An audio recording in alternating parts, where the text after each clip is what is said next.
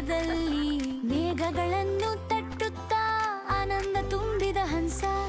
ಕೊಳದಲ್ಲಿ ಈರುಳ್ಳಿ ಮೀನುಗಳನ್ನು ನೋಡುತ್ತಾ ಹಲ್ಲು ಹೊಡೆಯುವ ಹಂಸ. ಹಸಿರು ಹುಲ್ಲಿನಲ್ಲಿ ನಡೆಯುತ್ತಾ ಎಲ್ಲರಿಗೂ ಸಂತೋಷ ನೀಡುವ ಹಂಸ. ಹಂಸ ಚಿಕ್ಕ ಹಂಸ ಹಾರಿ ಬಂದೆ ಬಾ, ಅಂದದ ನಿರಗಳ ಹಂಸ ಹಾರಿ ಬಂದೆ ಆಡಿ ಬಾ.